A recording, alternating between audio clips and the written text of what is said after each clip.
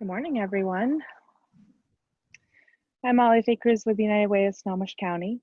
Welcome to our fourth and final installment of the Early Learning webinar series.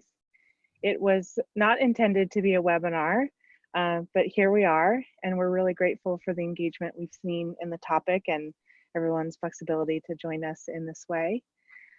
We're so excited by the energy around this conversation. We've had several hundred people join us and another 150 views of the recording, which is awesome.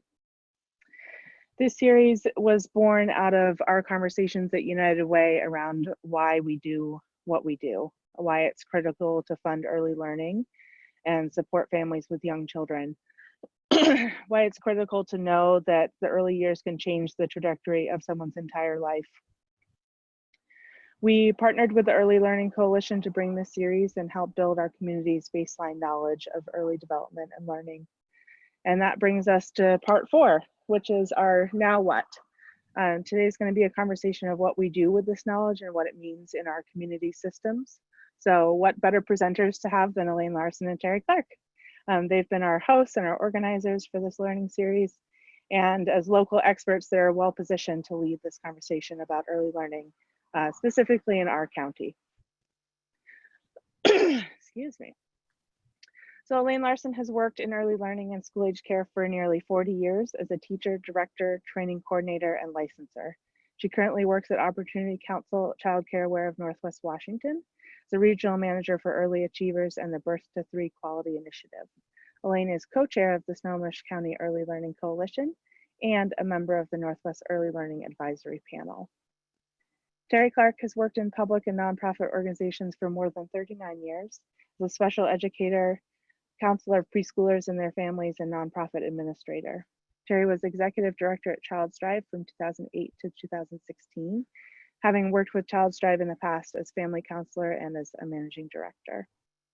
She holds dual master's degrees in special education and counseling, and she's currently the coordinator of the Snohomish County Early Learning Coalition. We're so appreciative to have you both with us today, and welcome. Thanks, Molly. So Terry, next slide. Okay, we're going to start this morning with a land acknowledgement, a land recognition. The Early Learning Coalition and United Way of Snohomish County acknowledge the native peoples of this land. We acknowledge these peoples as the traditional owners of the lands on which we walk, love, and raise our children. We pay our respects to traditional owners past and present who are here today. We're going to start first with a poll question. As Molly mentioned, there's been 3 sessions prior to this one. The first one was in April with iLabs around brain development. We heard from Carol Good about infant mental health and attachment, and from Catalina and Sarah on ending the cycle of poverty. So if you could fill out the poll question here and let us know if you've been, how many of these you've attended in the past few months. We want to kind of get a sense of where people are. And that. So we're going to give you a minute or two to cast your vote.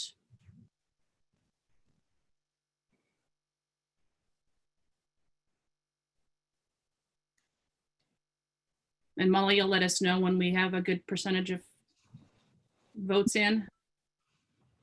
Yeah, absolutely. So it looks like we have, most people have been to at least one, and it looks like the highest attended was our first in April. We had a really good turnout for that one, which was great. I always learn so much from iLabs.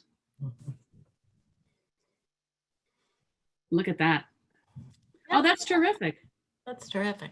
Yeah, wonderful. Well, welcome back, everybody. Glad to have you with us. So the purpose of today's session is, just as Molly had mentioned, we're just going to pull it all together. That's our hope, is just to pull all of the 3 sessions together.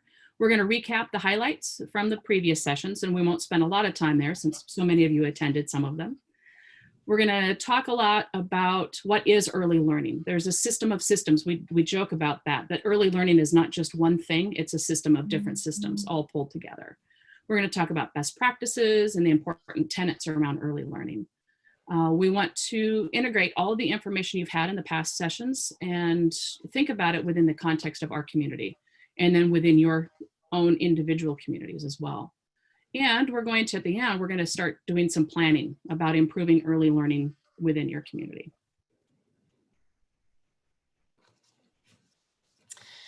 So just to quickly recap some of what we learned in the first 3 sessions, sort of just to jog your memory.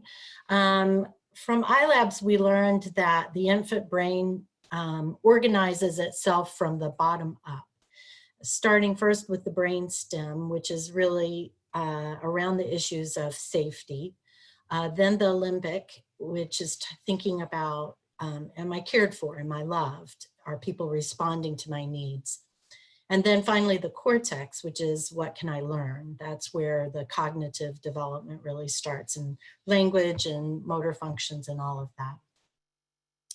All of the brain structure and function requires a relationship to develop.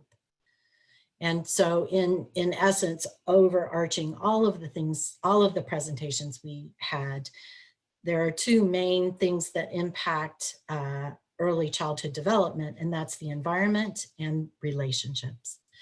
So attachment is a relationship that is exclusive, irreplaceable, intimate, strongly emotional, and enduring. We learned in Sarah and Catalina's presentation that infants can tell, they can tell when someone is genuinely attending to them. And they know that all from the very beginning. Secure attachment seems crucial for brain development. So that attachment that infants, toddlers, and early childhood kids can depend on. It's consistent, it's reliable. And the secure attachments are those within which a child's basic needs are reliably met. So they are reassuring, not scary or confusing. They're usually warm and playful. They're responsive and available to help the child with their feelings. They're able to repair the relationship when there are missteps, and they set reasonable limits and keep protective boundaries. Building healthy brains requires adults who care for children and can help them build a framework of neural patterns. We learned that the neurons make connections, and that starts prenatally. And by the age of 3, children have the highest number of neurons that they will have in their brains. And after that, the brain starts to prune away neurons that are not used as often. But adults who care for children help that occur. So babies and children have brains that are shaped by their parents' brain patterns, resilient or self-protective, exploring or conserving. Sarah and Catalina talked about the learning brain and the surviving brain, and the effects of toxic stress that's continual creates that surviving brain. A surviving brain cannot learn as effectively, and so that's a big problem. I already mentioned that children can detect real emotional availability. They can tell the difference. And the serve and return, which is so important, which gives children that feedback about the world, and that they can impact the world. So serve and return is, the baby does something, says something, the adult responds to that, engaging the baby further, and the baby continues to interact. It's really the first conversations. And so parents following their baby's lead, then that it builds relationships and closeness, and children learn to communicate in this way. Trauma, including abuse and neglect, impact the actual architecture of the brain, and that impact can be handed down for generations. We learned just a tiny bit, and none of us know a lot about it because we're not scientists. But epigenetics is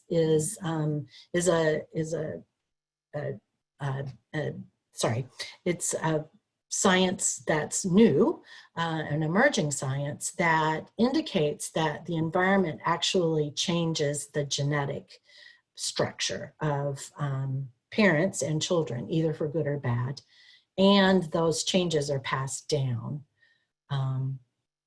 Children need to feel safe and to be able to explore and take risks, and this is again how they learn. And so that circle of security where children feel confident to go move away from their caregiver and explore their environment and take risks and see what happens. And if they get frightened, if something surprises them or doesn't go as they expected, that parent is always there to help them get their emotions back in check. So initially, children need adults to help them regulate their emotions. When parents are not able to regulate their own emotions, it's hard for them to help their children regulate theirs. And so poverty has a huge impact on parenting. People living in poverty don't have less desire to be good parents, but they do have a harder time because of the stress that's created through the uncertainty of poverty. And it makes it hard for parents to be there in the right way for their children, or to be there in the way that supports optimal development for their children. And poverty can prevent children from receiving the healthy nutrition they need in those essential early years for their development. So, but the good news is parents can learn to do the small things with their children that make a huge difference for their children's learning. These things can just be small things like narrating the day, involving children in sorting the laundry, even just talking about what you're seeing if you're outside on a walk. All of these interactions and use of language support children's development and cement that positive relationship. And parents can be taught how to do this. It's a skill that parents can learn. And so helping them know how to build those connections and opportunities for play and learning within daily routines. They don't have to take special time out of their day. They can do it within the routines of the family. And we learned that the community is essential in helping parents prevent or mitigate adverse childhood experiences that have impacted parents and can impact children. We know that parents who have a lot of adverse childhood experiences often are unable to protect their children even as much as they want to from similar experiences.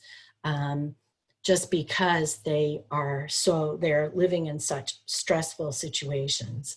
And we know that now, in the time of the pandemic, we're all more stressed than usual, even if that stress is caused by boredom and, Groundhog's Day experiences. And so while this all existed before the pandemic has exacerbated all of that. There are many components to breaking the cycle of poverty, and a very critical one is getting very young children off to a great start. If we as a community can help the infants and toddlers in our community get off to a great start, we're going to prevent a host of ills, which are much easier prevented than addressed. Terry, before we start this part, I'm just curious, I'm going to kind of throw it out to the group and just see, is there anything that we forgot? Any ahas that you remembered from the first 3 sessions that you'd like to share with the rest of the group? And Molly, I think we have the chat box available for that. Is that correct? We do. Yeah. That's correct. How did we do in recapping? Anything that anybody remembers from the first 3 sessions that you took back with you to your communities? This dialogue is going to be tough if our partners don't join in with us. So let us know you're out there. And it's a small enough group that we'll be able to have some really nice dialogue. So this is a practice for what's coming. That's right. Nothing. While we're waiting, let me just warn that my furry toddlers are here with me today and may decide to join our webinar. They sometimes do, or you may hear them, or I may have to get up and chastise them. So just fair warning. All right. Well, it looks like, oh, there's somebody.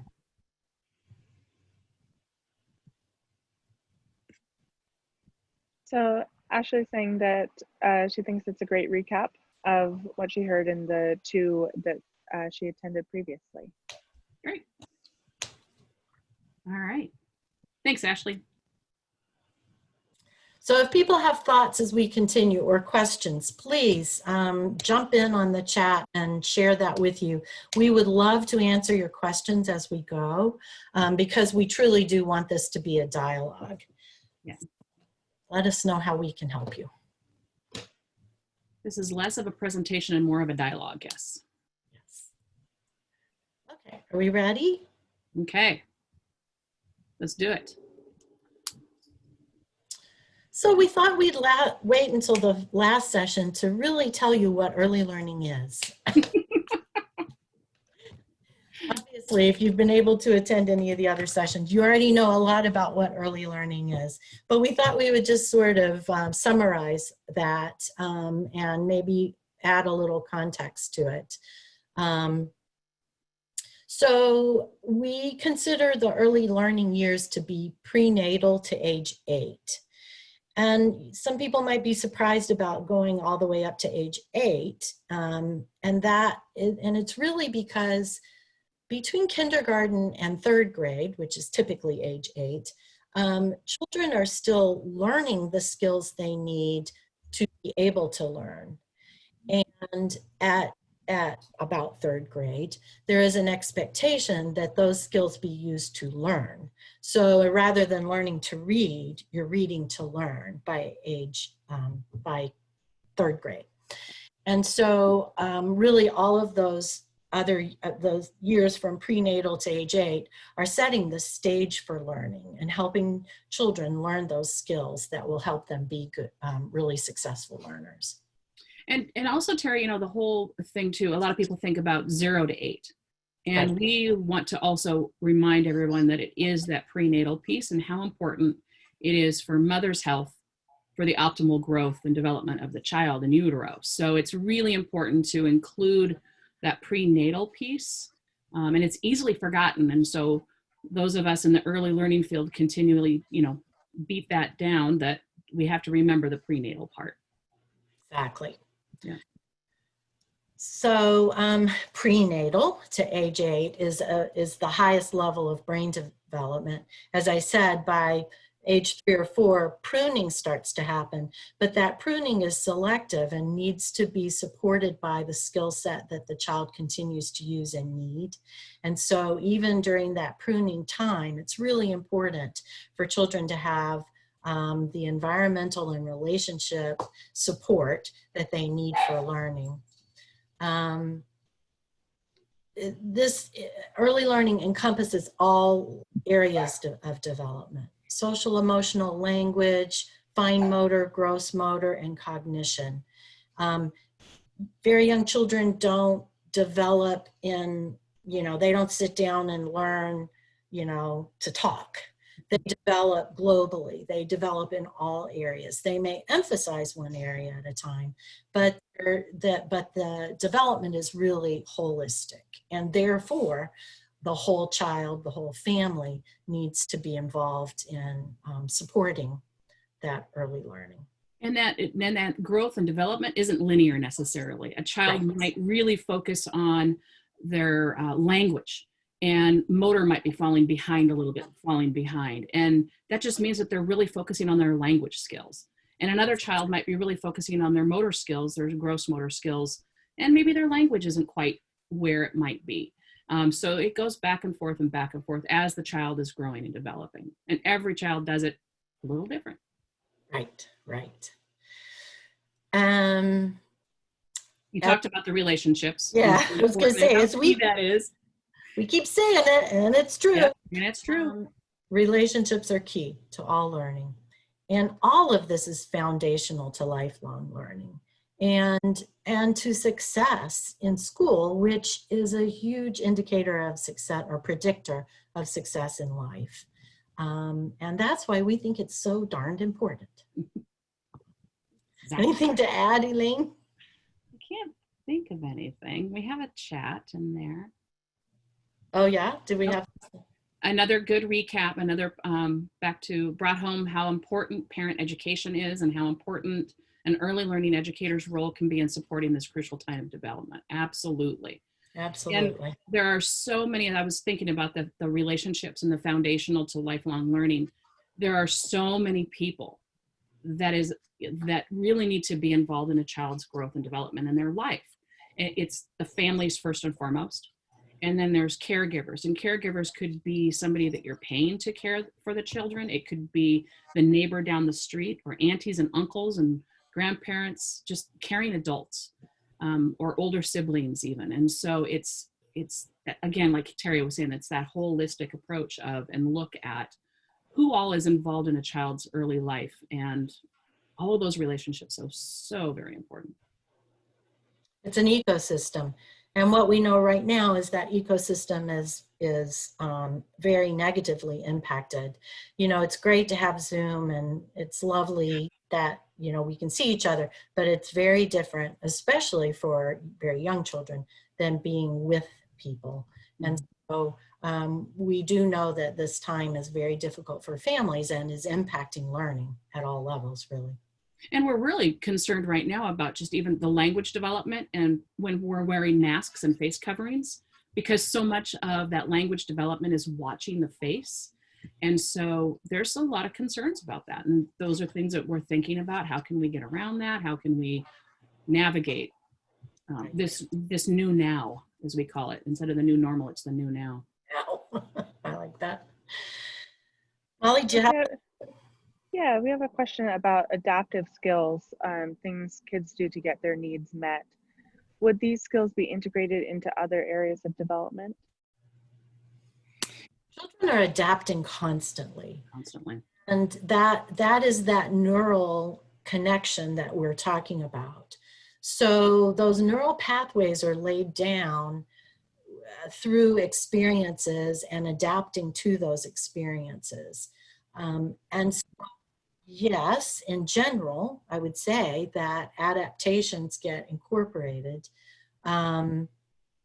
There are good adaptations and ones that aren't quite as good. When I was doing counseling with preschoolers and trying to diagnose them, this was before the DC 0 to 3, I often used adjustment disorder as a diagnosis, which is really that children have maladjusted to typical situations. What I was seeing was that children had adapted to non-typical situations because they are so malleable and adaptable.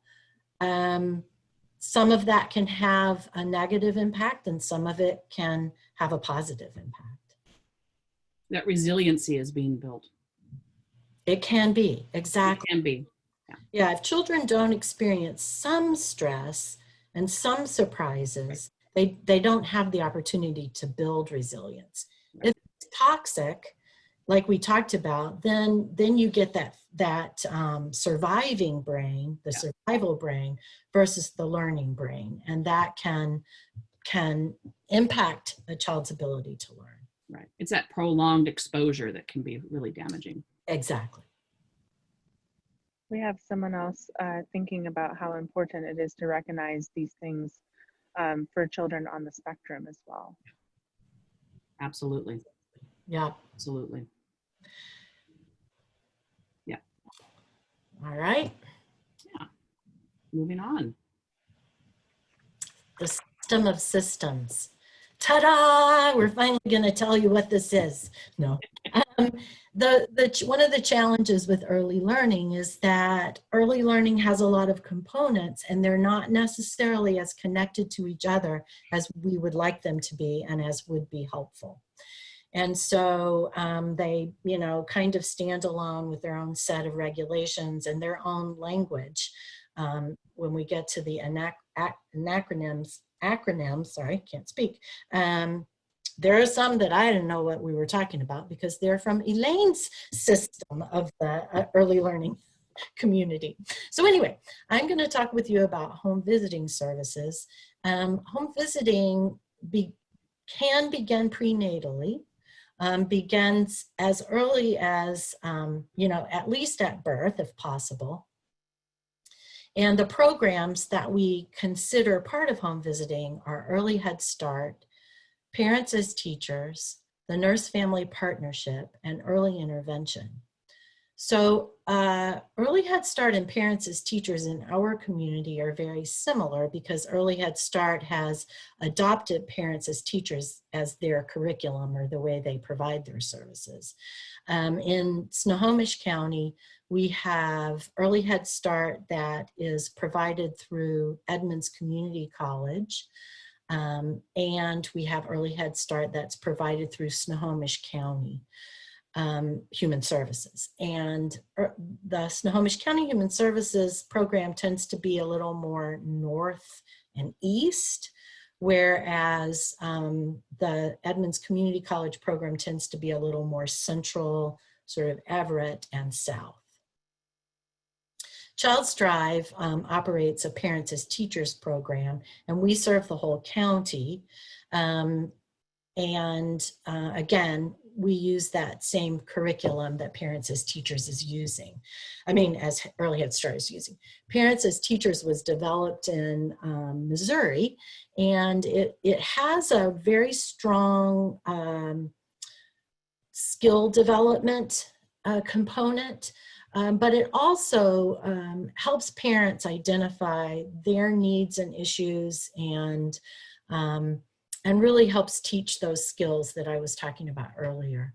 In our Parents as Teachers program at Child Strive, we begin with families, sometimes when they're at rock bottom. I'm remembering a story of a mom who joined our Parents as Teachers program as she was exiting prison, where she had been because of dealing drugs, and she had her baby while she was in prison. She had had no real role model as a child. Her parents were not very involved with her, and she really didn't know how to do it. She wanted to do it differently than she had experienced as a child, but she didn't know what that was. Luckily, we could teach her that, and she made such incredible progress, not only in her parenting, but in her confidence, which then generalized into her going back to school and getting into a career and being self-sufficient. And that blossoming happened in 2 years. It was truly amazing. So both of these programs make at least every other week visits, sometimes weekly, and they work with the child and family in their home, utilizing the resources that are there. And then the Nurse-Family Partnership is similar. It was developed, gosh, probably 40 years ago, and is the only home visiting program that was thoroughly researched before it was launched. And so what they learned through their research was that nurses play a special role in helping through the prenatal time and the first couple of years of a child's life, because there are so many health issues intertwined during that period of time. And so Nurse-Family Partnership partners a nurse with a pregnant mom, typically. Dads are involved as they are available. Early in pregnancy, and then follow until the child turns 2. And again, they make home visits and they support that holistic development of children. Early intervention is a little different, but it's still a home visiting program, but it begins early in a child's life. It can begin at birth. And it serves children who have disabilities or delays. And so a child might be born with Down syndrome. They can begin an early intervention the day they're born. Typically, it's not the day they're born, maybe a week or two later. But often, as was mentioned before about the autism spectrum, it isn't always easy to identify right away. So a child might be 1 or 18 months old before we identify that they're falling behind in development. So, but early intervention lasts until the child turns 3. And if the child continues to need special supports, early intervention providers help children make a transition to school district developmental preschool programs. There are a number of community-based play and learn groups. Some of them utilize the Kaleidoscope curriculum, which was developed at Child Care Resources in Seattle. And this is really a promising approach. I don't think they've reached the best practices level yet, but they're on their way. And they have a really great curriculum. Play and learn groups tend to be free of charge to the participants. They're drop-in so that parents or other caregivers can bring their child once or every week if they choose to. And it's a facilitated play experience, which provides a lot of modeling for caregivers about what are developmentally appropriate activities, and also allow the facilitators to do a little in-the-moment coaching. The other thing that happens with play and learn groups is that, first of all, parents meet other parents, or caregivers meet other caregivers, which of course helps reduce isolation. But they also get to see what other children are doing. And so I remember many times talking with families about that their child is 2 and they're throwing fits, and that while difficult, it's pretty typical. And it was hard for them to believe that unless they were in a group where they could see other 2-year-olds flinging themselves on the ground and having a fit. And so, I think that being involved in a group where you see other children in conjunction with your own children can help you see where your child is pretty typical, or perhaps where your child isn't. And it can help parents begin to understand where their children need extra support. There are a number of parenting support services and groups. I'm only mentioning 2, but there are tons of them. These 2 are both best practice models. The first is Circle of Security Parenting Group, and it's based on the Circle of Security that we've talked about in these sessions of having children have that security of the parents' closeness or proximity so that they can explore the world, but know they can always come back to that secure place if they need extra support to deal with something. And Promoting First Relationships was actually developed at the University of Washington. And it's a specific parenting curriculum. It can be done individually or in groups that help parents really build empathy and understanding for their child who is in this process of learning. So that some parents, because of their lack of experience or their lack of parenting from their own parents, don't understand that when children throw a fit, they're not angry at their parent. They're dealing with their own developmental issues. And so rather than understanding that their child needs some extra support to learn how to manage this, they take it personally and are feel bad about it. Now, any of you have had children and your children is throwing a fit, let's say in the grocery store, it can feel very personal. And I remember T. Barry Brazelton, some of you know who that is, a guru of infant mental health and infant development, infant early childhood development, talking about his child throwing a fit in Filene's, which is a big department store in Boston, and him throwing his coat over his child, picking her up and running out of the department store, which was clearly not the appropriate response. So I'm not saying everybody, is like, oh, cool-headed about these things, because it feels very personal. But promoting first relationships helps parents learn what the child is experiencing so they can put themselves in that child's shoes for just a moment and understand how overwhelming it might all feel to them, which helps them then be able to manage their emotions and give the child the support that they need. So, yeah, phew. Anything to add, Elaine? Well, I was going to ask you, Terry, with the home visiting programs in particular, and even Play and Learn, how has the pandemic impacted Yes. the program? Thank you for saying that, because I meant to mention it. Obviously, we're not making home visits, and we're not bringing groups of children together. And so what we have done at Child's Drive, and many programs have done, is we've pivoted to virtual home visits. And so we're using Zoom to come into the family's home, virtually. We've had to give support to families that didn't necessarily have enough data or didn't have internet access to help them get that. And sometimes we've needed to lend equipment to people. A lot of our families are using their phones, which has been interesting. And what they've needed is a tripod. So we've provided phone tripods to a lot of families so that they can use their phone. But what we've learned is for some families, providing these services virtually is not as impactful. They're finding it, they're not making the same emotional connection that they did when we were in the home. For other families, they love it. It's more effective for them because the home visitor isn't in the room.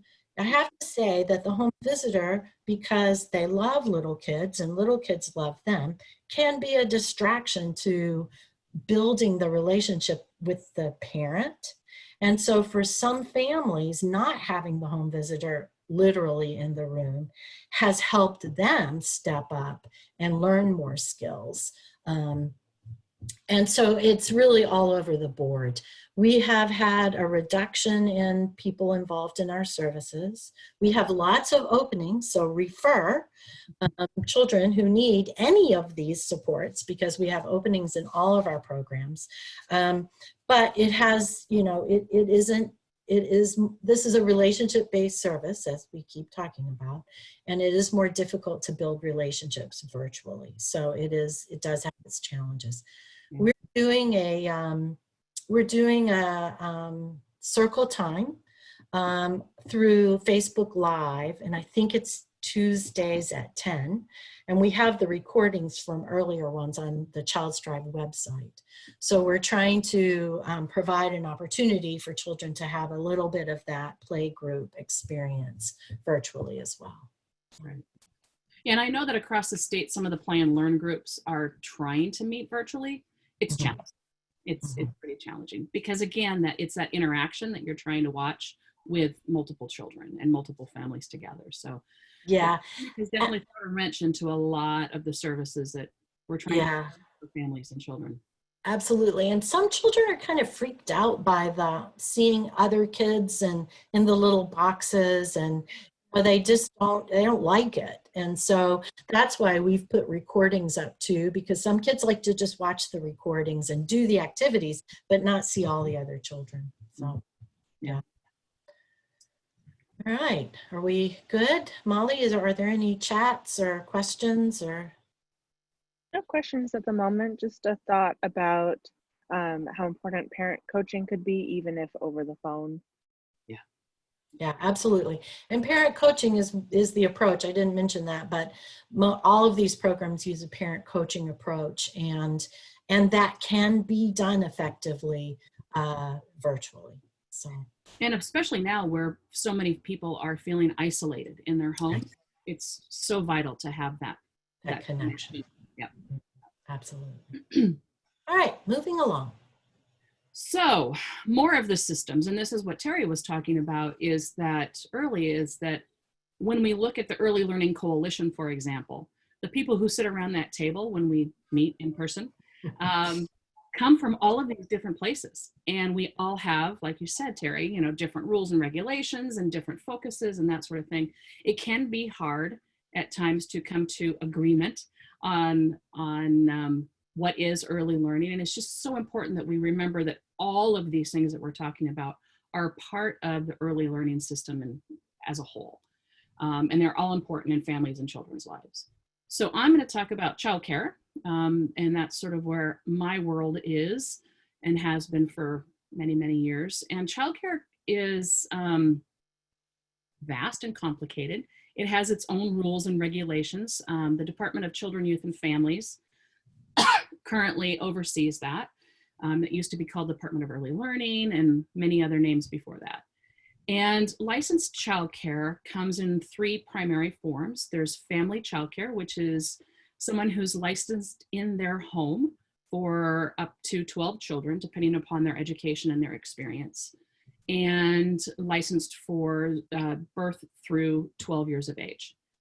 Then there's also childcare centers, licensed childcare centers. Those can be licensed for anywhere from 12 children up to, I think the largest one is in our county is licensed for 280, something like that, the last time I looked, very large, and then everywhere in between.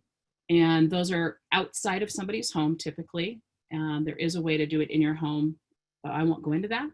And there are certain ratios that have to be maintained, which is one of the reasons that childcare is so expensive. The state mandates that infants are in a classroom of, or with a ratio of 1 to 4 adults with no more than 8 children in a group. Toddler is 1 to 10, or 1 to 7, sorry, preschool is 1 to 10, and school age is 1 to 15. And then the third license is school age only. And so this is your before and after school programs. All those, again, are licensed by the state of Washington. Family, friend, and neighbor care is, we call it FFN, is something that is not licensed by the state, although they can be registered with the state in order to receive state subsidy. And this is where I might care for a family member in my home or in their home.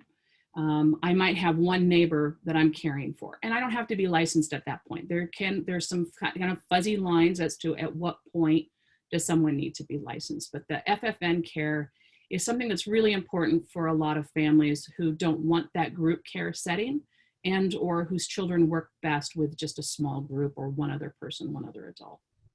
And then there's license exempt preschool. And this gets kind of complicated and muddied, and most people don't understand that there's another system out there. And this is where there's an RCW, Revised Code of Washington, that says that anyone who provides preschool services for educational services for children 2.5 to 5 years of age for 4 hours or less a day are license exempt. They don't have to follow the licensing rules. With that, they also are not regulated by anyone. So the background checks and those kinds of things aren't typically done. License exempt preschools are all over the place. And unfortunately, because they're not monitored by anyone, like the state or that kind of thing, it's really hard to have a good list of where those programs are. And so it's hard. It's mostly, you know, referral, word of mouth, and that sort of thing. So those are the three main parts of childcare and early education. And then preschool, I keep that separate, and I hate to keep that separate because preschool is also in childcare, and many childcare providers are offering educational preschool programs.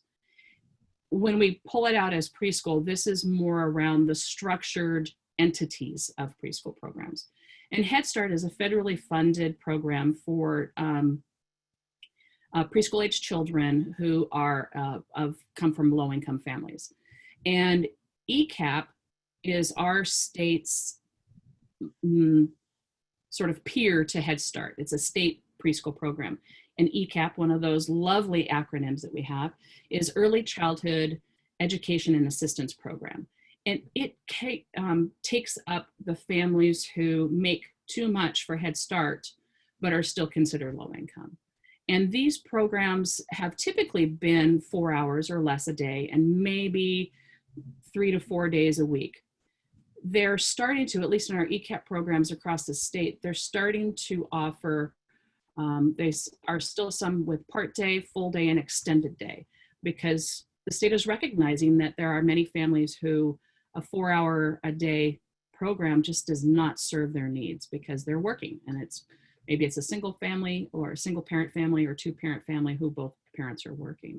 And so ECAP is starting to expand some of those hours and then doing extended day care and education for children.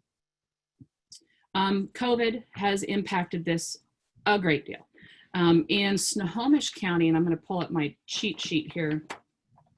In Snohomish County right now, as of yesterday, we have a total of 489 licensed childcare providers. And that's that first bullet, that licensed childcare, 489. And 279 of those are family childcare, 142 are childcare centers. And when you look at the capacity of those licensed care providers, it's about 18,000 children. And we know we have far more children in our county who are birth to 12 years of age. And so we know that there is a huge shortage of childcare. We're in some parts of our county, we're okay. And in some parts we have some deserts, childcare deserts. COVID has impacted that a great deal. At probably mid-April, May, somewhere in there, we had about a 26% closure rate of programs that were closed due to COVID, which is pretty significant. And even with the programs that were remaining open, are still remaining open, they have a lot of vacancies available right now. And that's partly because families are staying home. And it's been challenging for childcare providers to stay open right now because the state mandates around group sizes. And so there's fewer children that can be in a classroom right now. The costs are going up for cleaning supplies. The costs are going up for staffing because you have to maintain the same staff, and that sort of thing. So it's been a real challenge for childcare providers to stay open. We have some real concerns about, are we going to regain some of those 26%? Are they going to stay trying to, maintain and stay open when we finally get out of our new now and reopen? And so we're trying to keep a really close eye on what we can do statewide, locally, and federally to support childcare providers when they reopen or as they reopen. Kind of a foundation for economic development. Right, it is for sure. And it's that chicken or the egg kind of situation. Exactly. Yeah. People can't go back to work if they don't have childcare, but but the childcare, if they're not going back to work, then childcare can't stay afloat. Exactly. So let me ask you a question. Let me make sure I understand what you're saying. So about 26% of childcares that existed pre-COVID closed their doors. They may reopen, we just don't know. Correct. But of the remainder that stayed open or have reopened, they only have about 50% capacity. Is that It correct? depends on the age group. So they Okay. can have, it's the group sizes, right? And so if they were a school age only program, they still have a number of kids and that sort of thing. It just depends on how many people. And actually at this point now, they're also including teachers in that ratio.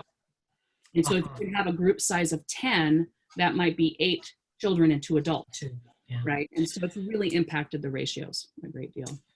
So there were also some special child cares created for essential workers. Is that right? Or were I they? don't know how much of that really got started. I know that the Okay. governor really wanted that to happen, and some of that was supposed to come through the schools. And Right. yeah, there were very few guidelines around that. And Okay. so essentially the childcare system absorbed a lot of that. And that's where Gotcha. some of the childcare providers stayed open, was to Yeah. keep essential workers. Yeah. Yeah. So would you say, and I'm, putting you on the spot here, are there openings now, do you think, for yeah. somebody's looking for childcare? Okay. Absolutely. Yeah, there's definitely a huge vacancy rate right now. Part of that is that childcare providers cannot enroll to their max capacity. Right. Because of the group size constraints, because of COVID. Yeah. So the preschool programs that are not integrated into childcare, or even that are, Mhm. the ones that are either part of a school district or standalone are probably struggling, as the schools are, about whether to open or how to open. Exactly. Yep. And those are all closed right now, as far as I know. Yeah. And they would be typically because it's the summer. Correct. Mhm. Yep. Yep. All right. Are you ready? I am. Next one. So the systems of systems continue to get complicated. And my cat just knocked over something. Sorry. Dogs, I have cats. So other people who participate in our Early Learning Coalition and are part of the broader early learning system are the library systems. They have been an integral partner and provide so many resources to families and young children. The children's museums are a great place pre-COVID. And now there's a lot of them are starting to do programs online, just like the libraries. YMCA. If I could just jump in for a second. I know that Imagine Children's Museum is going to be they're going to be distributing kits that go along with some online activities through the Everett libraries soon, and you can check their website for that. Yeah. So that connection between those systems is very strong, and as you said, Elaine, we really depend on the libraries and the museums to provide a lot of enrichment for early learning. Absolutely. Yeah, so then there's the service programs like YMCA, Boys and Girls Club, Campfire, and others. There's so many others out there. And then we have the school system. The K-12 system is a really important part of our early learning system as well. K-12, they have the schools have the developmental preschools, and there's that kindergarten, third grade, as Terry was talking about. And the connection between the early learning in the community, those programs in the community, early learning with the K-12 system, is something that we're working really hard to strengthen. And it's, it's a long haul. We've got two major systems going on. And again, K-12 is a system of itself, and trying to connect the early learning system with the K-12 system is an ongoing goal for us. Anything else on that, Terry? I think we have another poll. We do. So for those of you who are involved in one of the United Way Core Collaborative projects, we want to find out from you, thinking about all of those partners that we just talked about, the system of systems, all of those different entities, how many of those are currently involved in your core collaborative? And Molly, I think we have the questions. There we go. And so how many early learning systems does your community have involved with your core collaborative? 1, 2, 3, 4 or more?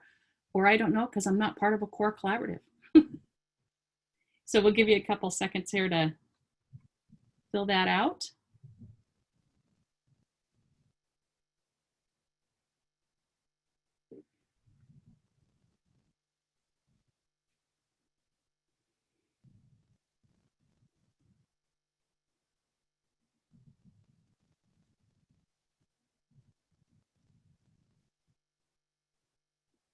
How are we doing, Molly? Is anybody left? Yeah, we'll leave it up for another couple of seconds. Get your last votes in. So it's, launch it. Really skewing towards the higher numbers. Good. Well, that's great. That's good to see. That's really good to see. And for those 8 or 53% that aren't part of a core collaborative, or you don't know, Molly, what do you think? How is it possible for somebody who might be interested to find out more about the core collaboratives, go to the United Way website, correct? Yeah, or email me. I will add my contact information to the chat. We'll send out a follow-up email next week, and I can put in information there and learn more. But definitely as a starting place, our website has just kind of a short description if you're curious where you may fit. Terrific. Thanks. And thank you for participating in that poll. So we've been going for almost an hour. I thought that I might do an exercise that Amelia did in the very first session. So if you did that, you're ahead. You know how to do this. And this exercise is really an exercise in executive functioning. So we know that in terms of brain development, the executive function part of our brain doesn't fully develop. It's the last to fully develop. And if you have teenagers or no teenagers, you really can experience that they look to be, you know, reasonable and thoughtful, and they certainly can, you know, they're well past the age of reason, but the executive functioning is not there.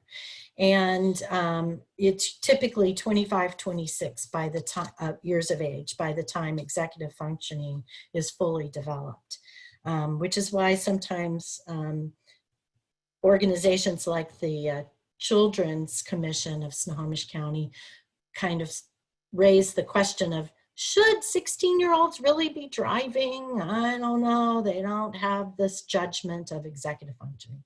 So anyway, if you need a little tushy break, stand up, and we're going to do head, shoulders, knees, and toes. But when I say head, you need to touch your toes. And when I say toes, you need to touch your head. And when I say knees, you need to touch your shoulders. And when I say shoulders, you need to touch your knees. So do the opposite of what I'm saying. And I'm turning off my video so I don't make a confused. That's fine. Everybody can turn off their, we're the only people you can see. And I'm not going to do it. I'm going to sing the song, which is just about as bad. All right. Are you ready? Heads, toes, knees, shoulders. Head, toes, knees, shoulders. Okay, come back. How hard was that? Was it hard, Elaine? So I wanted to do this not only to give you just a little break and let you move a little bit, or people telling us how hard it was, but also to let you know that these kinds of games help children develop executive functioning, because you have to do something different. You have to really think about it, and you have to work hard to do the opposite of what's being said. So you can do, even though it doesn't fully develop till, you know, mid-20s, you can support children's development, even in executive functioning. Molly, was there something you want to share with us on the chat? There's group agreement that it was hard. We had someone share that they do head, shoulders, knees, and toes backwards with their preschool story time. That's great, because again, you're helping children develop executive functioning. You don't have to tell them that, but you are. So it's a good exercise. All right. Best practices in early learning. It's important to know what practices and strategies are most helpful. Because we want our services to be as effective and efficient as possible. And so this is not an exhaustive list, but these are some of the top ones. I'll start with the third one here, relationship-based. If you've learned nothing but that, you've learned that relationships are very important. All learning takes place within the context of relationship. Strength-based is very important. When we first started our Parents as Teachers program, we worked primarily with homeless families. And we always started the very first session with strengths. And parents were very surprised. They hadn't experienced that very much. And so it took them by surprise. And that was the thing that they most commented on as we continued working with them, that this was a different experience for them. But if you think about any difficult time in your life, you don't work your way through difficulties by focusing on the problems. You work your way through difficulties by focusing on your strengths, the resources that you have, internal or external, to deal with difficult times. And if we don't help families understand what their strengths are and what their children's strengths are, we aren't providing them with all of the tools they need to make positive change in their lives.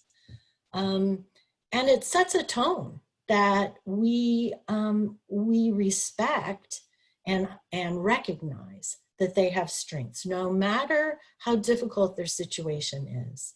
The woman who joined our Parents as Teachers program when she was exiting prison had strengths, and we were able to help her identify them.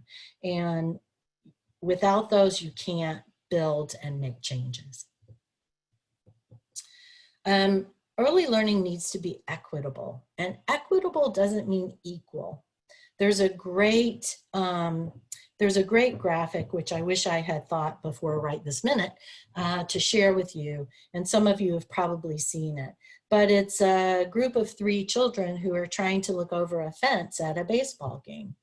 And, you know, one of them's tall, and so, and all, they're standing on boxes, but all the boxes are the same height. One of the children is tall and they can see over the fence, and so they can see the baseball game. One of them's very short and they can't see anything but the fence. And I think one of them might be in a wheelchair and they can't see anything but the fence. Yeah, there's multiple versions. Yeah, there's multiple versions of it. Yeah. And so equal in that situation is not what those children need to have equal access to the baseball game. The shorter child, the child in the wheelchair, needs a higher platform than the tall child in order to access the same baseball game.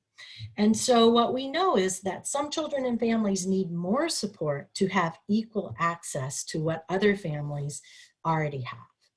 And it isn't a matter of giving equal services. It's a matter of giving the amount that gives equal access. What would you like to say to add to that, Elaine? I keep thinking of the word individualized. Mm-hmm. It's individualizing for each family and each child what they need in order to be successful. Exactly. That's exactly it. I already said relationship-based, so I won't say it again except that I just did. Reflective. Reflective is very important.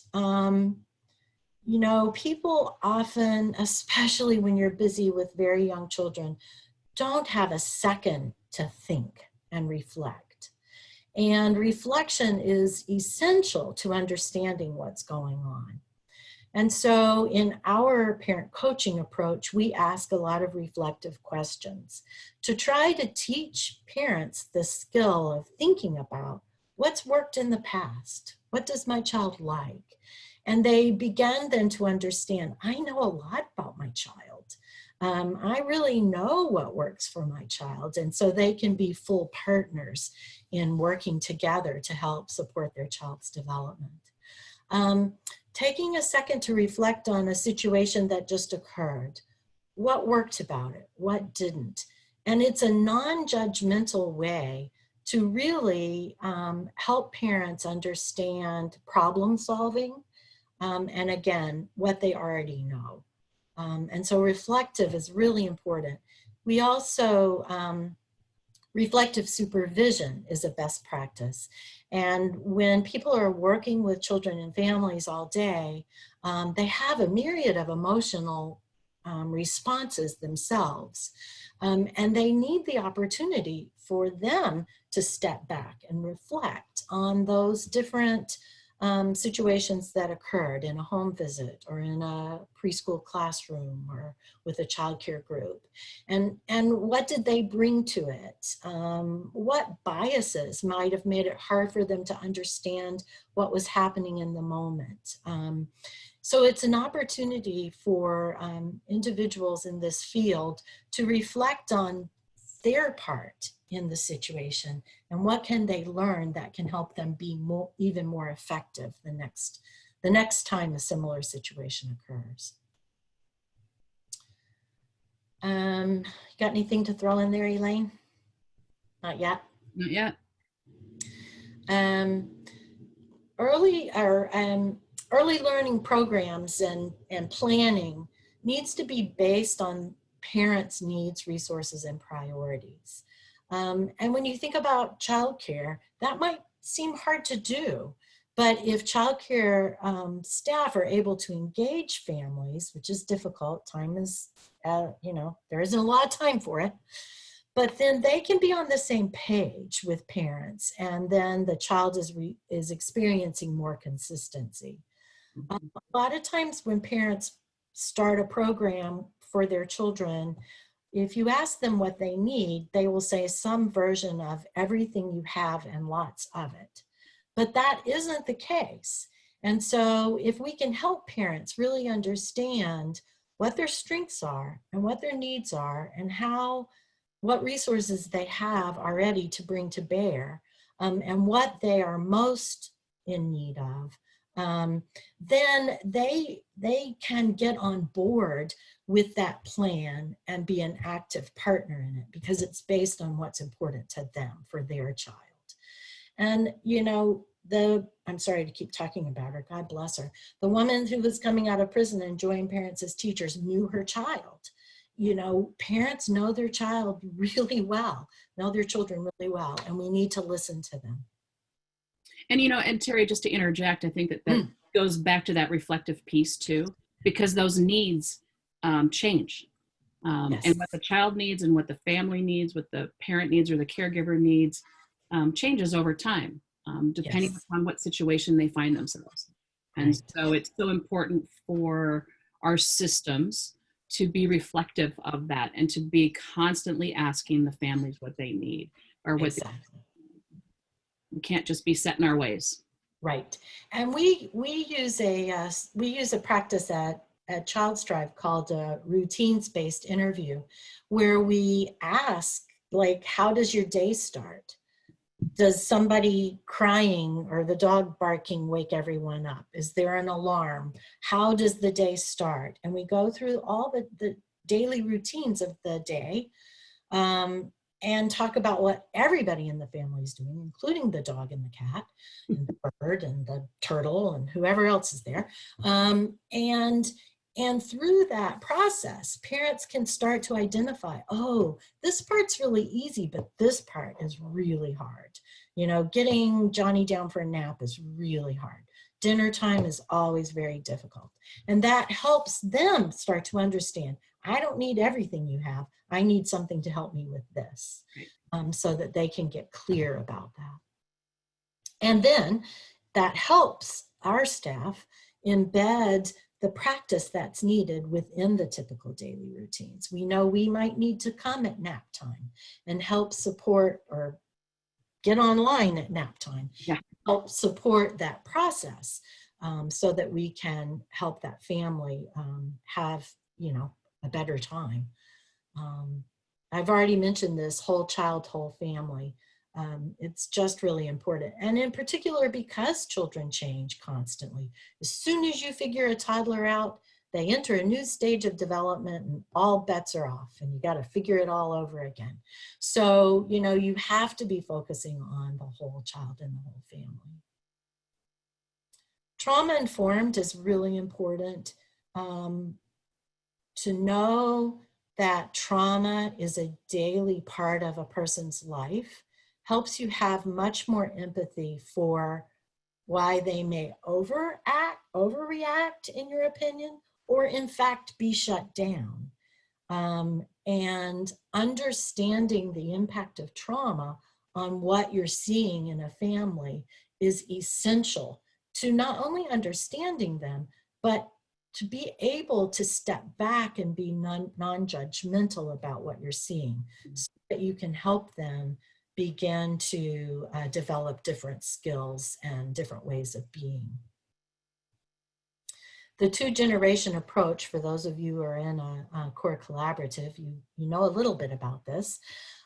But what we've learned, and a lot of the research is out of the Aspen Institute in Colorado, but what we have learned is that, yes, getting young kids off to a great start is essential.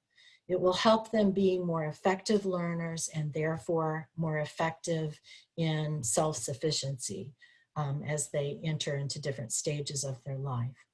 And when the parent of that child is also making progress in terms of education and training and career progression, it provides a model for children that is, you know, just the best. That combination is the best.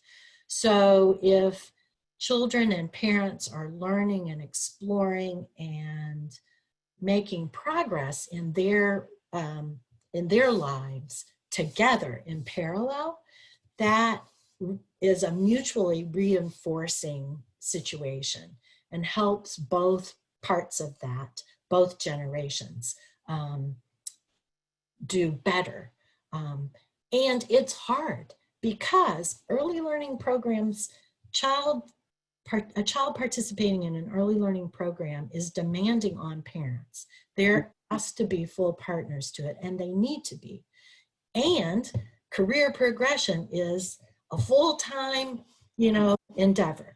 And so we know we're asking a lot when we are saying both things need to be entered into fully.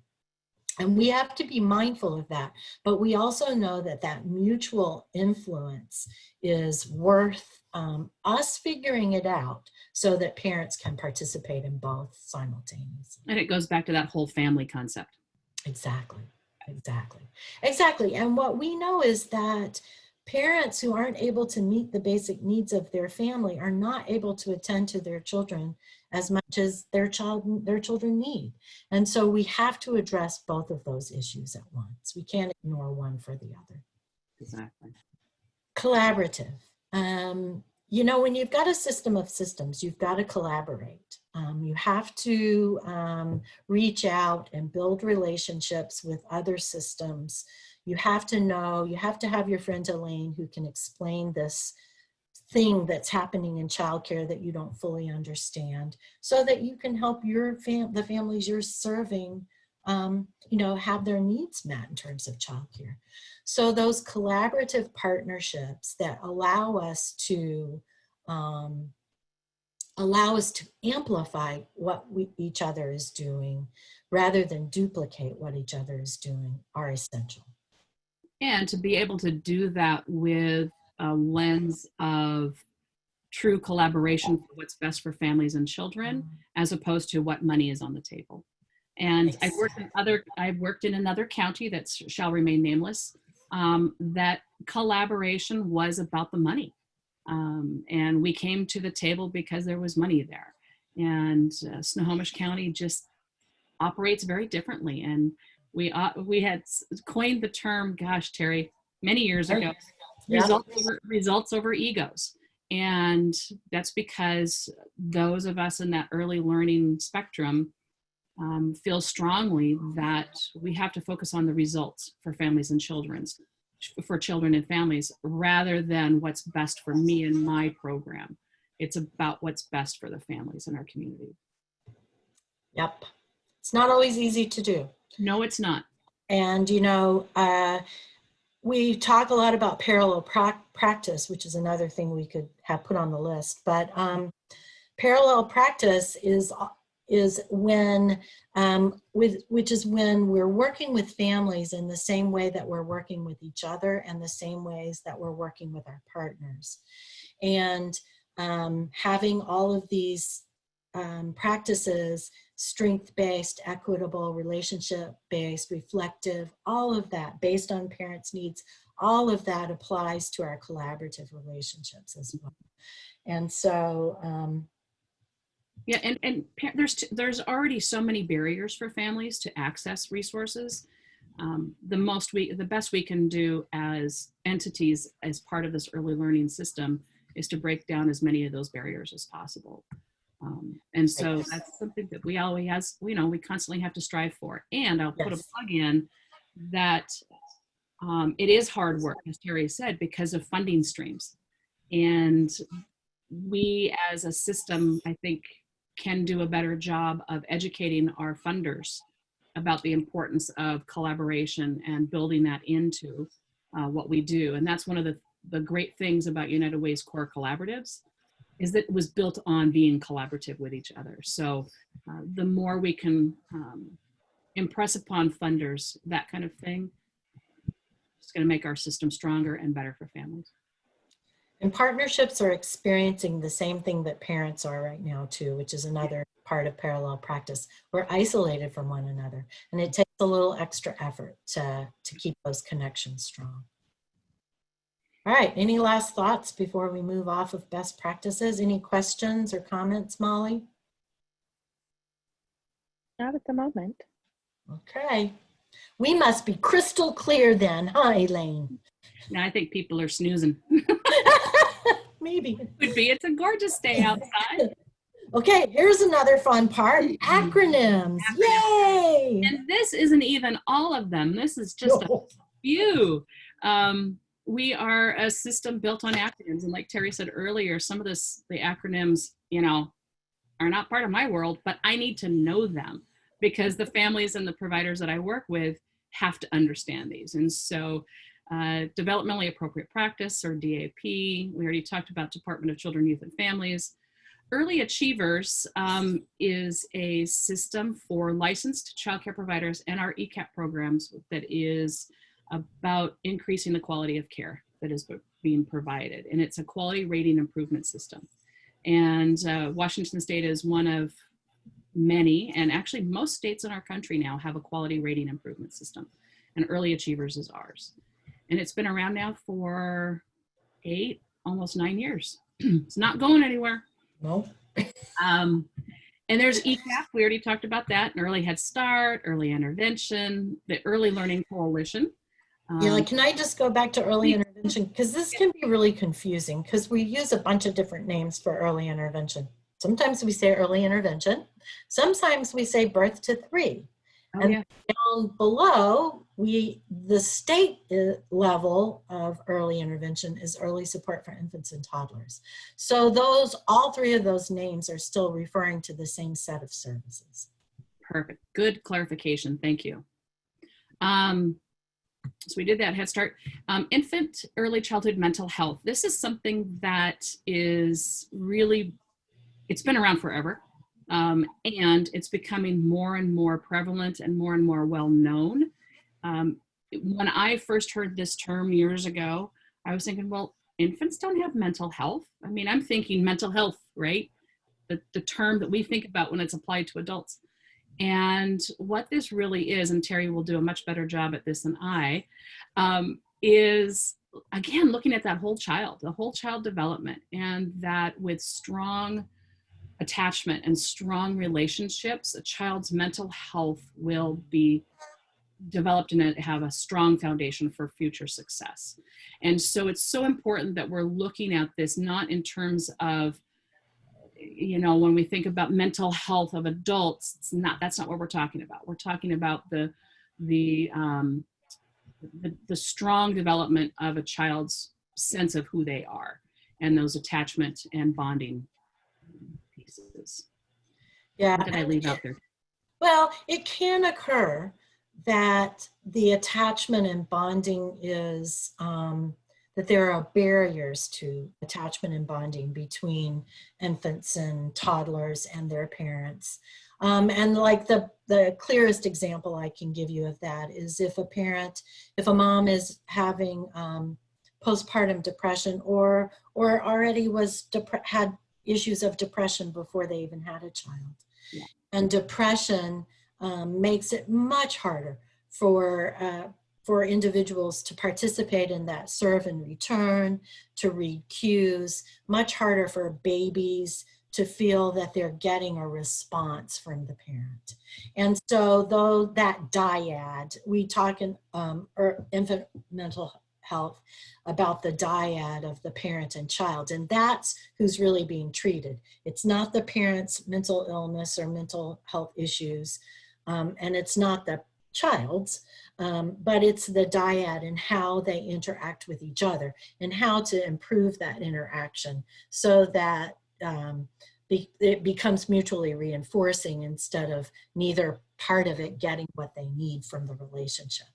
So, but yeah, it covers a lot of things. The best part of it is the pro-social development, which is just enhancing that attachment and bonding. See, I knew you'd do a better job. The next one is, so those of us in the Northwest call it NIAC. If you're in other parts of the country, they call it NACI. And that's the National Association for the Education of Young Children. It's the professional organization for those of us who work work in the field birth to 8. And if you are at all interested, the NIAC or NAYC's website has some great resources. They have wonderful books. And if you're a member of the organization, you get free books once a month, once every other month, something I think it's 6 a year. And they're fabulous resources. There's great brochures on there for families of young children. It's a wealth of information. So I encourage you to take a look at that website. Reflective supervision and reflective practice, we've already talked about. Washington Association for the Infant Mental Health, WAME.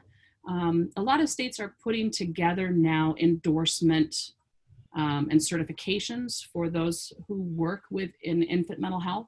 And that's who this organization is. And one of our staff just got her endorsement, Terry. I was so excited. Yay! And then there's WAKIDS, the Washington Kindergarten Inventory of Developing Skills. And that sounds like it's just a one thing, like an assessment. And really what our state looked at a number of years ago is it's a 3-pronged stool, and if I can remember them all, that this is where we talked about transitions, and we're going to go into it a little bit more in the next slide, about the importance of that transition between kindergarten or between preschool and kindergarten, or pre-K and kindergarten. And so WAKIDS includes a piece about schools connecting with parents, schools connecting with the early learning community, and then there's the assessment piece of it. And it's looking at the child as they're entering kindergarten, and how ready is that child for kindergarten, and how ready is the school for that child entering kindergarten. And that's a switch for a lot of us to think about. We've always thought about, is my kid ready to go to kindergarten? Well, is the school ready for my kindergartner? And so that's what WAKIDS is trying to look at. And schools have been, gosh, how long has WAKIDS been around? Probably 10? Yeah, I was going to say 10 years. Yeah, something like that. Yeah. I think we go into it a little bit more about the importance of transitions in the next slide. Mm-hmm. Okay, so we will. Okay. So, transition from early learning programs to school is important to success of the child and to the feelings of the family about the school experience. And, you know, as we have said several times, these transitions are relationship based. And if the early learning providers know the kindergarten teachers and vice versa, that transition is so much more smooth because the early learning providers can talk about what Ms. Smith does in kindergarten and help children and parents prepare for that. And Ms. Smith knows, you know, what Elaine is doing in her program. And so knows what to expect when that child walks in the first day. Now that's the ideal, and it can happen in smaller communities, probably a little more easily, but it can happen everywhere. It just takes some intentional relationship building. And, you know, some of the strategies that can help with that are things like dinner and dialogue, where the Early Learning Coalition can support school districts to have an opportunity for the early learning providers in their district to get together with the kindergarten teachers and other school staff, like liaisons, for example, and they can talk about issues that are important to them, and they can look at the WAKIDS scores for that school and think together about what's going on and how can we improve on those scores, and they can get to know each other. so that they can reach out and make more individual connections as time goes on. In Snohomish County, or actually in our region, in the Northwest region, supported by our ESD, we do something that isn't done other places in the state, which is we ask the pre-K providers to complete a transition report. A lot of our ECAP and Head Start programs do, fewer of our childcare providers do. I'm sure they would like to, but it can be a time-intensive process. And so it's harder for them to do it as consistently as I'm sure they would like. But this transition report is completed by the preschool provider or the pre-K provider, and then is given to the school districts so that they can use this personal relation of what is this child really doing right now? What are they doing well? What do they need? Where are they in their development? And they can use that information to help make placement decisions and help the receiving teacher understand a little bit more about the child. Now, you know a lot more about transition reports than I do. So Elaine, would you now tell them the real story? I think you did a great job. The only thing I would add is that we were talking about how schools can be ready for children. This is one of the tools that could be used to help a kindergarten teacher understand who this little person is that's coming into their classroom, and how Right. to hopefully individualize for that child day one, rather than waiting to get to know this child for 3 months. You know, it can take a long time when you have a classroom of 28 children. And so this transition report can really help a teacher get started off on the right foot with a child from the get-go. So it can be really important. Yeah, there have been some challenges in the past years because the timing of the reports wasn't always great for school districts, because the reports first went to the ESD so that they could gather data from those reports, and then they batched them by school districts and got them out. And so the ESD is actually looking at some different ways to do that. And the pandemic has forced them to create an electronic version, which can be used with an attestation instead of the parent signature. And, you know, this is probably going to make, this is going to be one of those silver lining things of the pandemic, where I think we might have a better system going forward so that those transition reports are shared earlier in the spring so that schools can really use them for placement decisions. So another approach that builds the relationships between the pre-K and the K through 12 system is shared professional development and teaching strategies. And in the past, we've had some wonderful projects where our kindergarten teachers and our preschool teachers were learning different approaches together around early literacy, on early math. Mm-hmm. And through that shared learning, of course, they built relationships, which helped them. And that has been such an incredible process to watch. It's been really fun for the preschool teachers and early educators to see that what they are doing and the play-based work that they're doing in their facilities makes a huge difference. And what they are doing is early math. They're doing early literacy. And it builds this sense of, oh, I know what I'm doing. And I'm doing something that's really helping this child get ready for school. And on the flip side, the kindergarten teachers, first grade teachers are seeing that really true learning is happening in childcare, in preschool programs, that it isn't just daycare, that children are truly learning through play.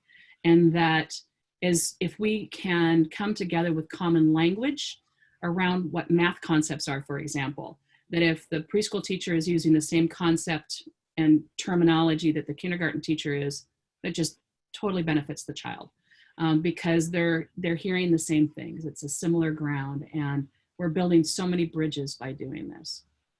Michelle Depew talks about the fact that as a preschool teacher, she has found that the dinner and dialogue is so important and enjoyable. She says, I think that both programs have benefited from this practice, and I know as a teacher it has informed my practice. And that's really true. It's just, it solidifies the importance of that collaboration and working together in those relationships and building those relationships together. And that is absolutely something that the Early Learning Coalition would love to support districts in doing. So just putting the shout out there that if you're involved with a district or can influence a district to do a dinner and dialogue, we would stand ready to support that and help develop that. So Terry, we're at an hour and a half. So just as a time check. Yep.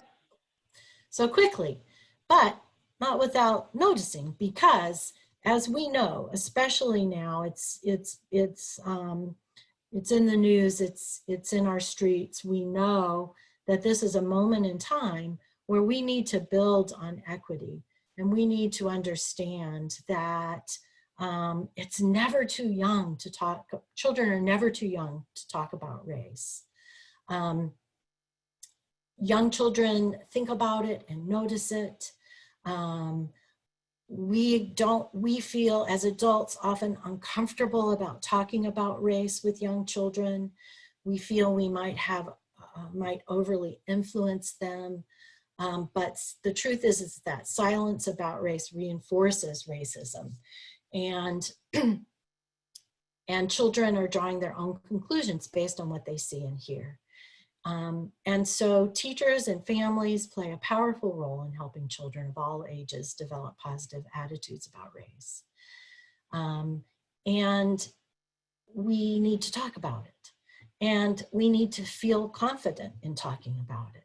And so we all are on our own journey around racism and equity, and we need to learn. And here we've listed just a few resources for learning.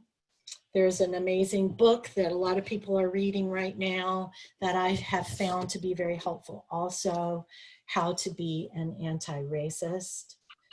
And and I know that Snohomish County Human Services or maybe Snohomish County, all the departments, They are, yeah. book club on this book. I have it within reach on my desk as well.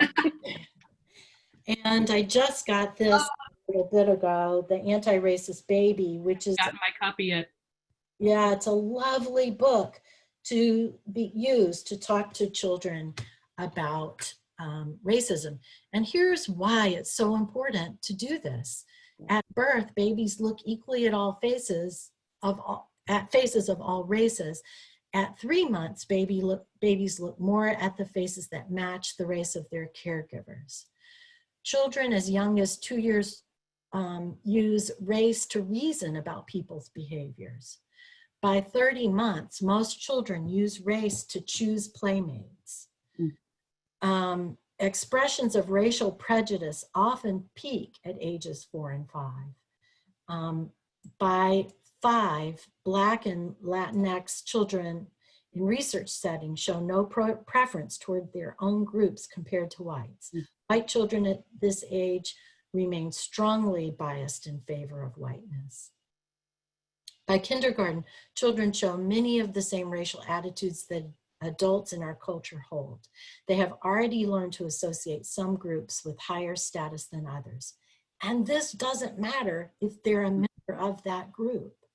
So Black children have a bias against Black children. Can you imagine and think about what that means for how they feel about themselves? Explicit conversations with 5 to 7-year-olds about interracial friendship can dramatically improve their racial attitudes in as little as a single week.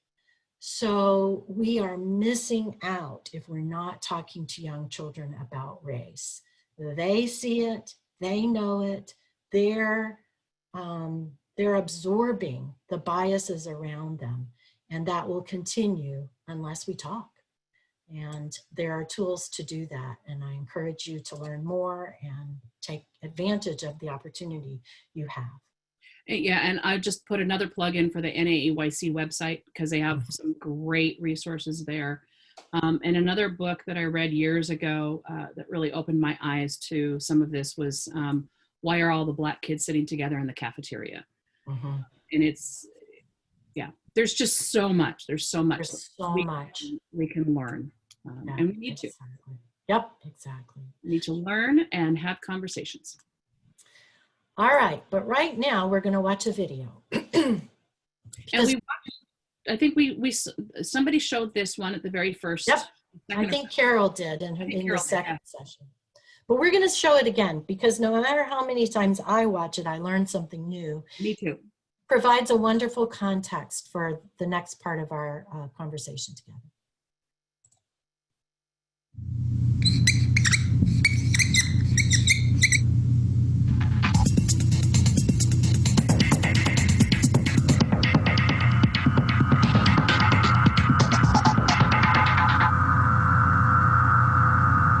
The social challenges that face modern societies, whether it's the ability to work productively, to be a good citizen, stay healthy, have their roots in early health and development.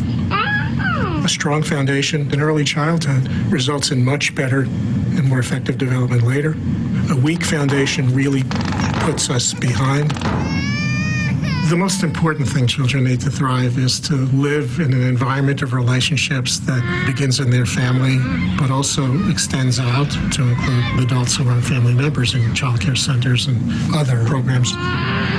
What children need is for that entire environment of relationships to be invested in their healthy development.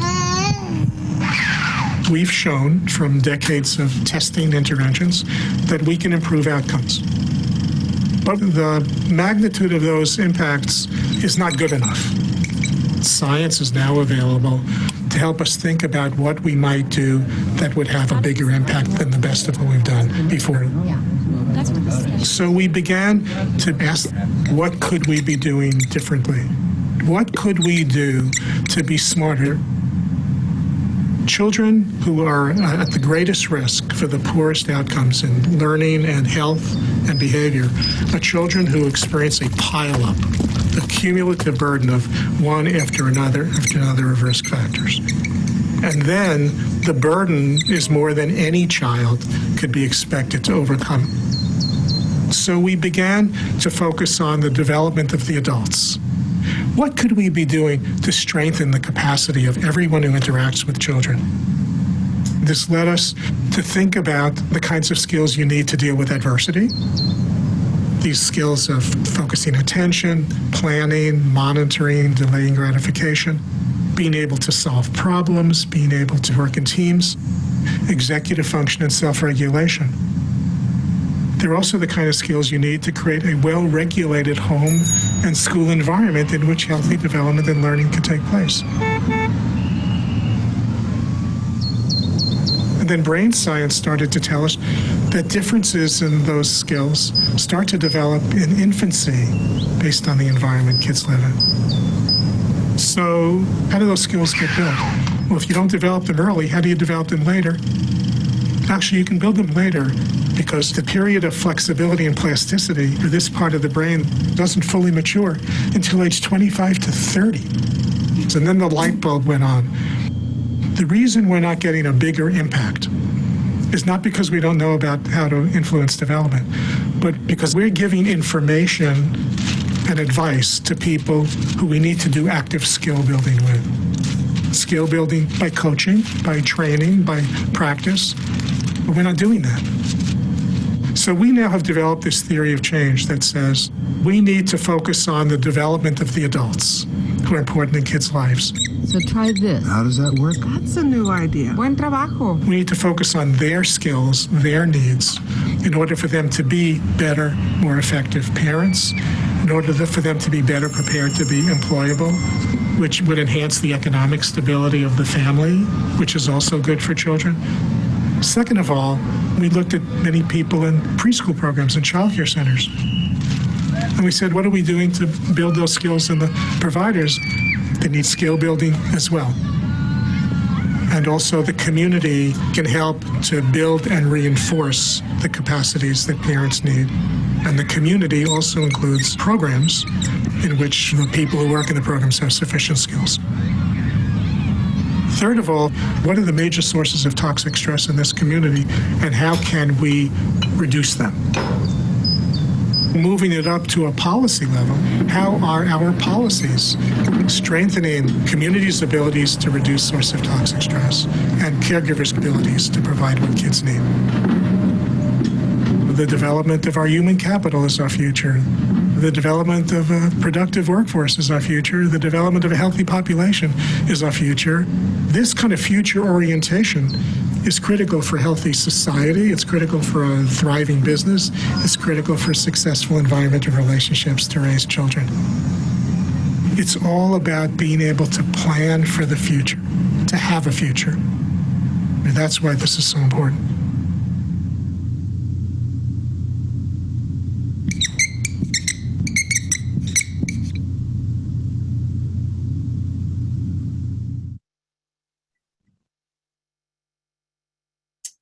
Okay, so just another plug.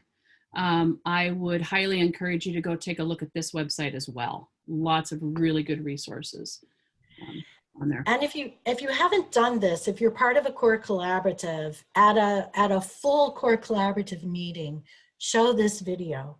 For me, this is a graphic demonstration of what the core collaboratives are really all about. The importance of all of these different domains to come together and support the health of a community. Yeah. So, I think we're going to do another poll. yep. And thinking about what you just saw and all of the different components that make up a quality system, I guess you could call it, and what families and children need in order to fully develop. How close is your community or our community to the ideal early learning system or the system of systems? How many of the things that you saw in that video are already in place? How strong are we as a community? How are our policies? How is our education for adults, for young children? How is our system working right now? How close are we? So Molly's going to throw the poll. We're very close. We're getting there. We need work. Not close. So there's your poll.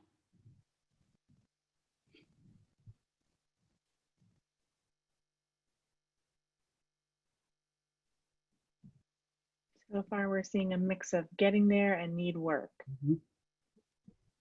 So no one has said either of the extremes yet. Well, I'm glad about the one end, right? This is hard work and it takes a lot of time. It's not as easy as the whiteboard drawings, but the path is fairly clear. It is so complex. There's so many things. There's so many pieces of the puzzle that have to work together. And if we're not talking to each other, those pieces are not going to fall into place for families and children. Yeah. Yep. I would probably tend to agree with that. Yeah, I agree. Thank you. We're definitely further than we were 30 years ago. Yeah, for sure. Yeah. And sometimes I feel like we kind of go forward and backwards. And that's part of it. Yeah, that is part of it.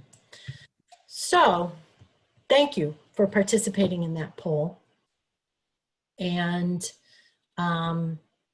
if you could take that down now, Molly. It's off mine. I think you just go to the next slide. It's not off mine. Oh, really? Yeah, but that's all right. I'll make it go away. There. And so now what we would really like to do in the next 15 to 20 minutes is really have a conversation. So that means we need for you to participate. Those of you out there whose faces we can't see, but we know you're out there. And we would love for you to respond really to any of these prompts or anything else that's on your mind. We merely came up with these questions to get you started. But if you have any thoughts about why does early learning matter in your community, and what are the resources that you have to bring to bear? What do you need to learn to know more about?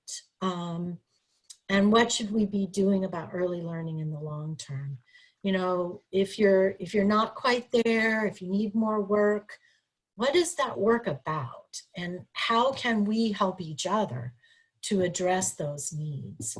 And then finally, and this last question may be one that you'll need to take back to your core collaboratives, or if you're not part of a core collaborative, to your community. But what are the next steps in your community?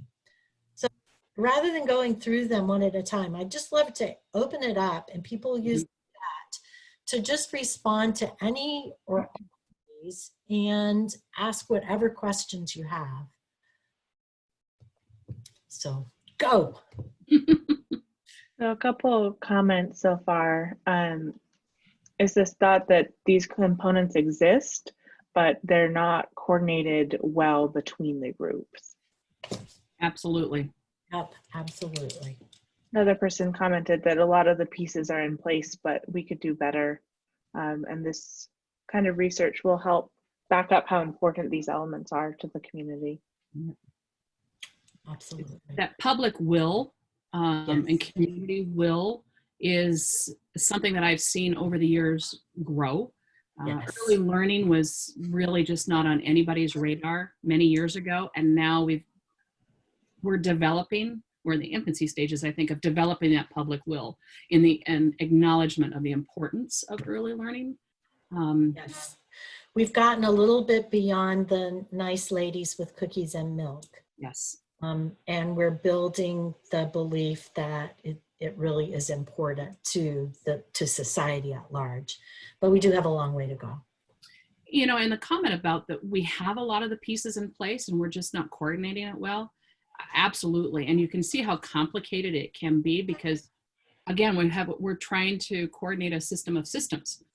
And when everyone has their own focus and their own sort of myopic view of what their world is when it comes to children and families, it's hard to build those collaborative relationships until we can really recognize that all of those pieces are important in developing that system. We have another comment that early intervention services need to constantly refine their techniques, and there's a hard time keeping up with connecting with other programs and services on both ends of the age spectrum. Mm-hmm. It is. I mean, relationships take time. We all know that. They're essential, but they take time. And so we have to intentionally work to build those relationships. When you talk about you've got different components in place, but they're not coordinated, that likely means they don't know each other. Yeah. So what can you as a community do to introduce them and bring them together? And Molly, I think there was one before that one that started out with early intervention and I can't see it. There was a comment. Oh yeah, good call. I missed that one. The chat is moving along. So someone commented, my community needs to figure out how to better connect the groups we serve with the services that exist in the community, like Child Strive and home visiting opportunities, etc. Someone else thinks more research and awareness as to how important the early learning is would be a great resource. Mm-hmm. Another comment that as a community, we could learn more about trauma-informed care and ACEs. Absolutely. Absolutely. And there are resources to help with that. The Snohomish County Human Services has Liza, I can't remember Liza's last name. Hatchin Short, yes. Who they have a whole system of training and even certification around trauma-informed care. Yeah. And we'd be happy to connect you if you don't know how to get connected with them. Another thought about just knowing how to connect to these systems. This person's community would benefit from that. And they're commenting, you know, they personally don't know, is there a specific way to refer people to something like Early Head Start or Parents as Teachers, Nurse Family Partnership? Is it something that they can just mention, person to call? Is there a proper channel? Yeah, Do they those are need a great. referral from a specific person or group? Those are all huge issues. And I can just say for ChildStrive, and I'm sure it's true for many early learning providers, people can access services. So it's best if a parent accesses it themselves. Providers can support them to do it. They don't need a referral. And there's a number on our website that they can call, or they can start the conversation via the website if they're more comfortable with that. We have an intake team that can help ask a lot of questions and help them determine which program that we have would be most helpful to them. And again, we have openings in all of our programs right now. And so I probably should have provided that. I can provide that connection, the website, which is just childstrive.org, and the intake phone number to Molly to send out as we send out other resources to you. But most of our provider programs on their websites will tell you exactly how to access their services. And I think too, for families, that's exactly right. And I think that the Help Me Grow, Help our Parent 123. Parent 123 is a great resource for families. For service providers, those of us that are in the field, getting connected to the Early Learning Coalition and getting on that mailing list, I think is a really good way to start to get connected yourself as an early learning provider of services, so that we then can learn about each other, so that we can then know how to refer to another entity that we don't have those services for. So I just want to put a plug in for those two things. Yeah, and back to if you're wanting to access some of the ChildStrive services, I can also tell you that if our intake folks know so many of the other resources in the community, if we don't have something they need, we always try to give another avenue that parents can pursue. Where do you start if you feel like you need support, but you don't know the names of the agencies to look up their website? You don't know the names of the programs. Who's the person that helps you figure out who to talk to? Terry. I'm happy to help in any way I can, but I really don't know everything. You know, we have an approach in Snohomish County, and it's part of the collaboration that we're really proud of, which is called No Wrong Door. And if you call ChildStrive and you're not, if you have concerns about your child's development and you hear about ChildStrive and you call us and we don't provide services in your school district, we're going to tell you who does. Or we're going to give you the phone number to the Snohomish County Early Intervention Program. And so we don't say, sorry, you're not, in our area, good luck. And all of the partner agencies do the same. And so I would say you can do some research online, but sometimes you don't know the question to ask. Yeah. And so I would say reach out to who you've heard about, who's in your community, talk to other parents, but then ask reach out to that agency. And even if they're not the right agency, they're going to try to help you find the right agency to meet your needs. And I think just having that conversation and that relationship with somebody just to get you started, because I think somebody made the comment, I don't even know where to start. Right.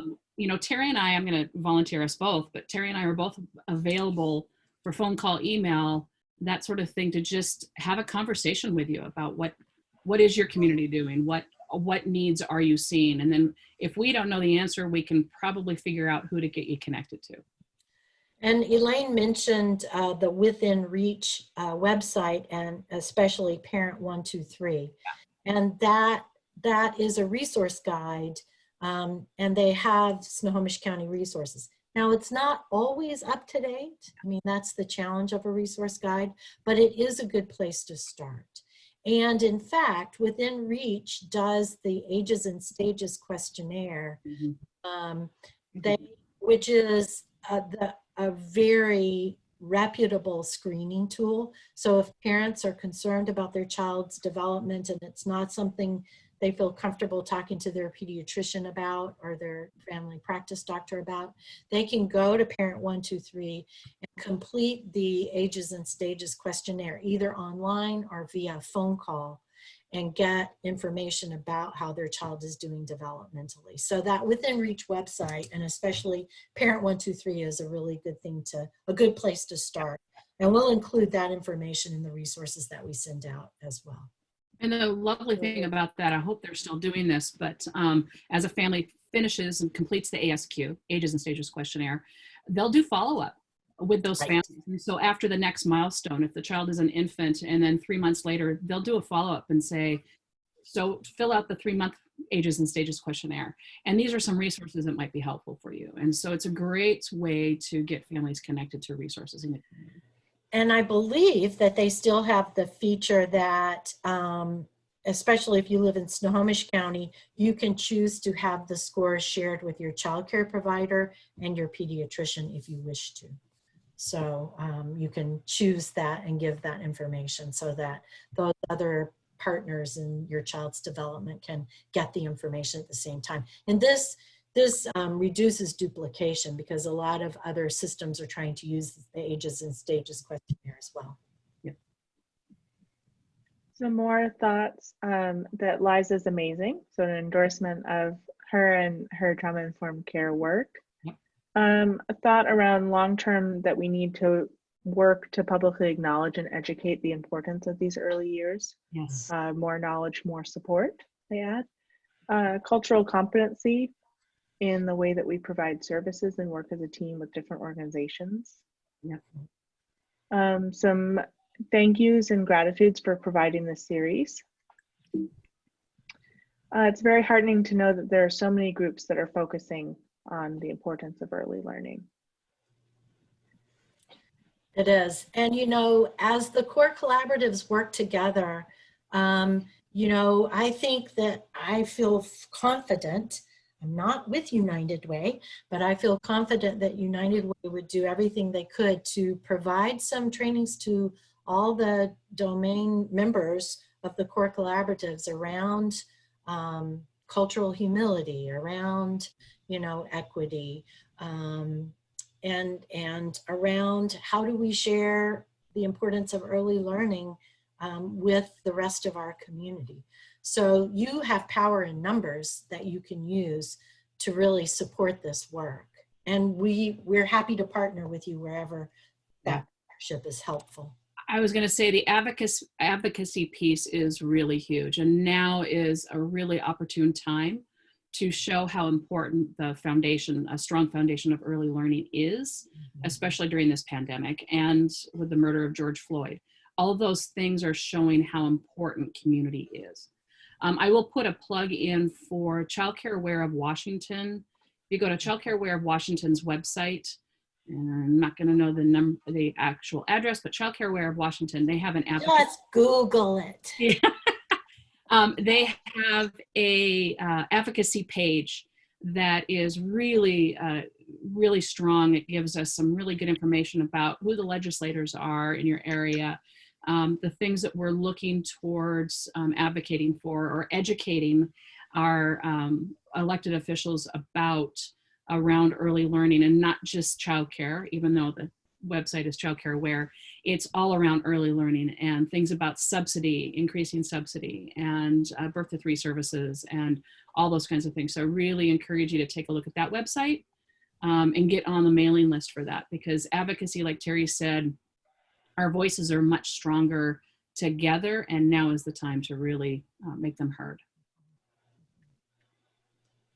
So one thought / question about maybe having a brochure that illustrates options along the age span with points of contact. Do you know if we have any tools like that? You know, we've tried putting together resource guides and that kind of thing, and kind of like that 211 is kind of the same thing, and it's so hard to keep it updated. because resources come and go. I'm wondering though, Terry, how we might be able to do something more generic, at least with like initial points of services, points of Yeah. Well, and we have some materials that might lend themselves to that. And I know United Way has some kits that they would love to get out into the community where we could put some of that material information. Yeah. So let's take that on as a project. Yeah, let's work on that one because it is something that we've talked about to try to figure out how to make available and still current at the same time. That's the Right. challenge. That's the challenge. Always the But if- challenge. yeah. Yeah. And I think there's something we can do that, more broad stroke about Right. at least a place to start. Yeah, exactly. Yeah, so follow up. This person is picturing the DDA roadmap. That's is what I was that? picturing. Mhm. That's what I was picturing as well. Okay. Yeah. Yeah, just even providing websites to check would be helpful to take to a meeting with parents, Yeah. Yeah. even if it's not detailed contact information. Another comment, just around learning as an individual where their part in the system is and getting guidance and education to support that system in their community the best way that they can. And this question around, how can someone be sure that they're doing their part? Mm. They do add that the big positive of what's happening right now is that there's some good professional development being offered. It's true. Absolutely. I would be remiss if I didn't say for at least childcare providers, we do have a professional development calendar every quarter. And so at our website, the Childcare Aware Opportunity Council Childcare Aware of Northwest Washington. So there's lots of really good trainings that are happening there as well. And you don't have to be a licensed childcare provider to take them. I think in terms of how can we be doing our very best or stepping into our part in this whole system in the strongest way, I think that there are some things that can help with that. And one of them is to be curious, stay curious, model curiosity with the parents and children that you're working with. But if you stay open and curious, you're going to continue to learn as we as a system or as we as an industry learn more about what works best. And ask questions. And, if you don't know something, ask somebody for help with it.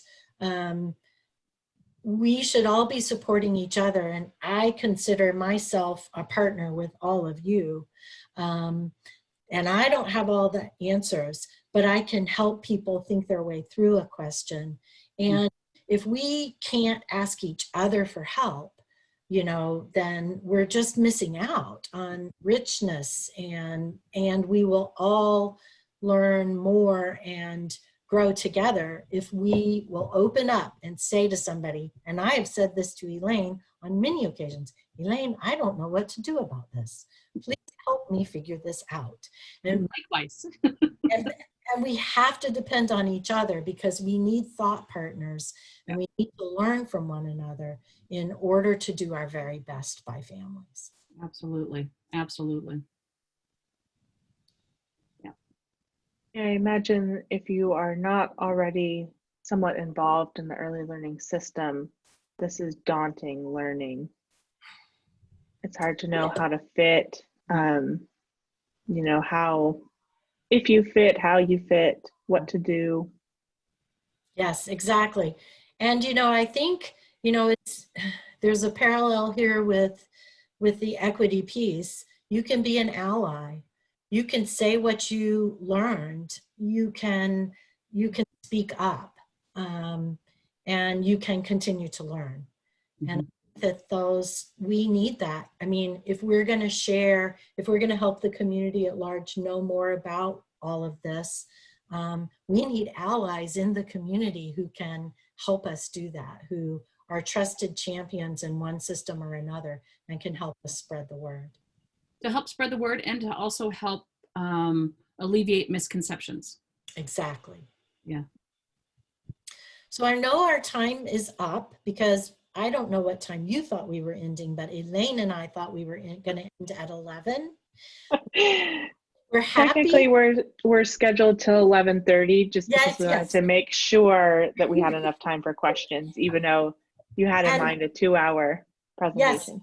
And I personally am happy to hang and talk and answer questions as long as you want, but I just wanted to give that awareness out there to be transparent.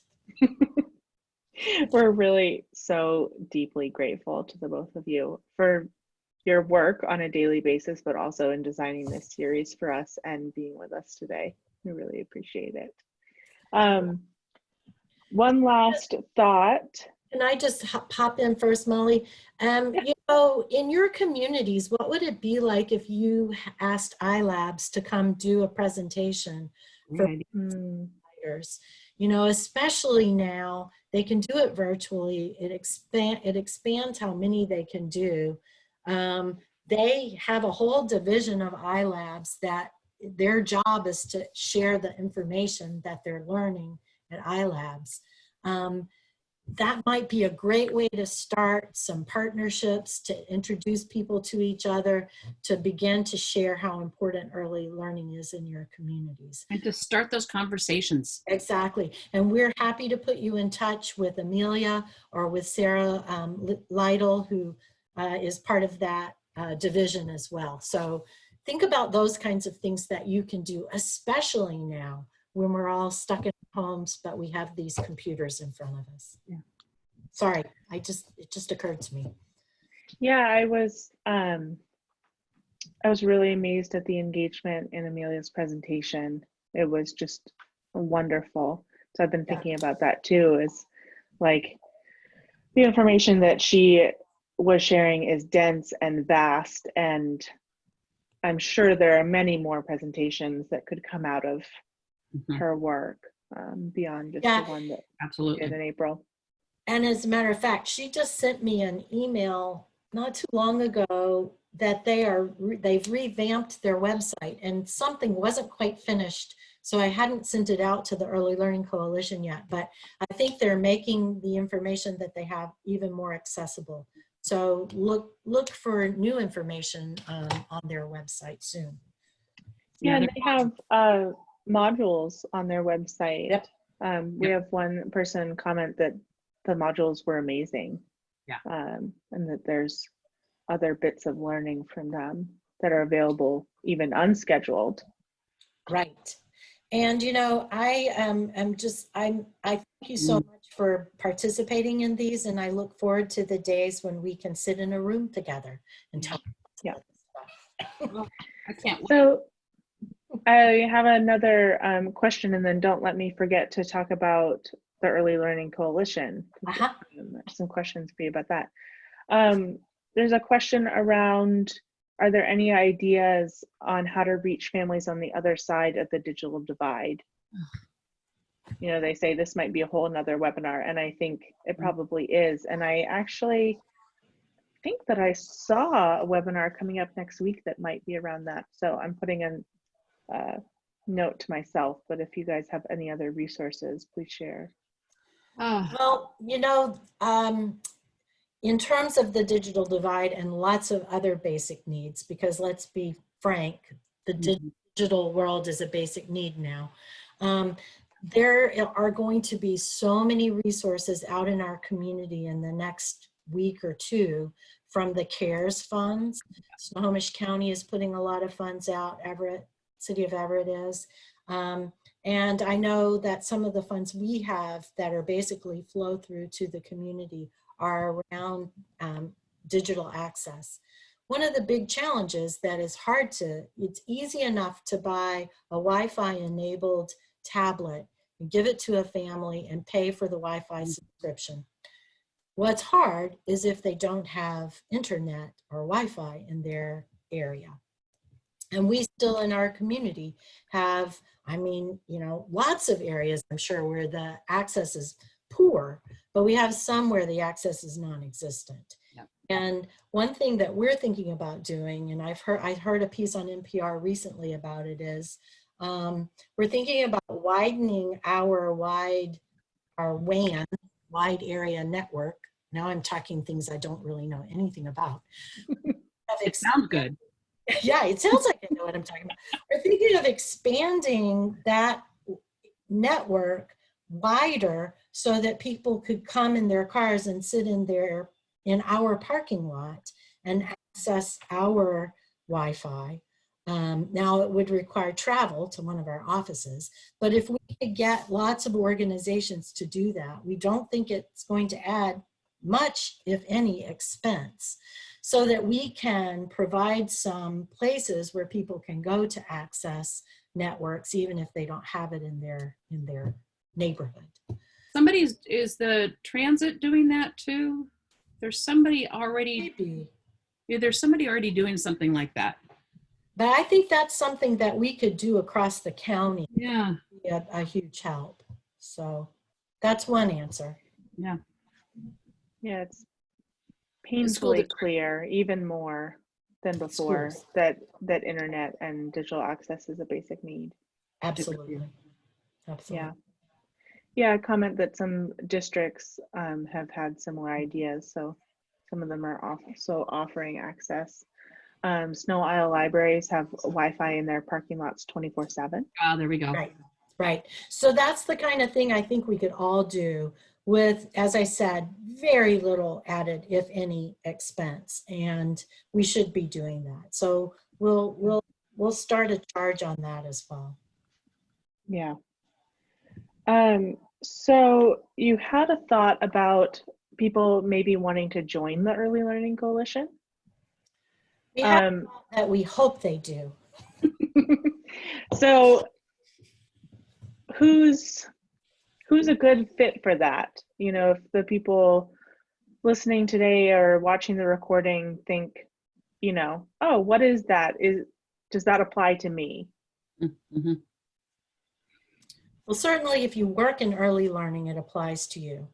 If you're part of a core collaborative and you want to know more about early learning, I would say it could apply to you. Even if you don't attend a meeting, as Elaine said, receiving the notes and the announcements can be very, very helpful. And you want to be an ally to early learning. Yeah. You know, we have people on our coalition that are retired, that are interested and care about early learning. And there are members of the coalition that are very helpful. So what do you think? Yeah, absolutely. And it's just it's a place for us to gather. It's a place for us to learn from each other, because it is a system of systems. It's, you know, oftentimes people get frustrated maybe that it's not a group that does things necessarily. We're a connecting group.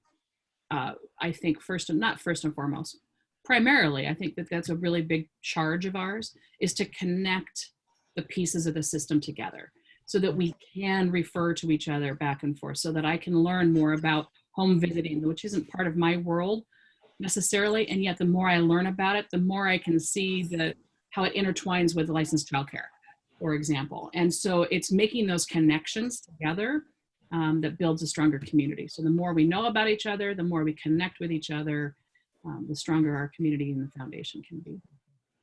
Great. So you all meet the third Thursday of the month from 3 to 5. So your next meeting is the August 20th at 3. Is that correct? It is. And of course, all of our meetings are via Zoom right now. But we had, just as the pandemic was starting, had implemented a Zoom component of every meeting, because we'd like to have people from Darrington and Stanwood and, you know, Startup participate, and you can't drive to Everett to do that every time. And so even after we go back to whatever we have after this, we will continue to have a Zoom option for all of our meetings. Great. So I will include that information in our follow-up email I'll include both of your contact information and just let people know that if they're interested in learning more or if they're interested in joining, to email you, Terry. Sure. Get an invite. To the people who are asking about resources after this, I'll send out the recording, the slides, as well as all the links and resources that you mentioned that aren't included in the PowerPoint. I have a running list of about 15 things that I'm going to include links and more info about. So Thank you. Thank you. Thank you. all right. Any last questions or thoughts before we end today? All right. Well, again, thank you to both of you so much. We really appreciate it. And, you know, it felt really good to have people in the chat saying, we need bigger awareness. We need to acknowledge how important this is and have community conversations. And to be sitting in one of those community conversations felt like, okay, we're doing our part. We're doing something to influence just how much knowledge we hold and share in our community. So Absolutely. that was really exciting.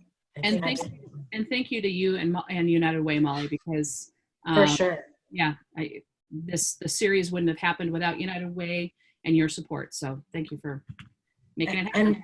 And no one knows better than Molly what a mess it would have been if we hadn't had her support. Absolutely. How do we make this play again? Yeah. How do I get that like box I said, off of this thing? There's a box up there. Yeah. These weren't intended to be webinars, but here we are. Right. Takes a village. We're having conversations in United Way about what does this look like next. This is a priority that doesn't go away for us. We are in this for the long haul. This is our target demographic to support families with young kids. And the series has been so great. You know, where do we go to continue this conversation? And so we'll share with the community, with you all, as we have those conversations. That's lovely. Thank you. We have work to do, and together we'll get it done. That's right. We're not done Exactly. yet. Nope. Never. Never. All right. Thank you both so much. Thank you to everyone who joined us. Bye. Have a wonderful rest of your day. Stay well, everybody. Bye.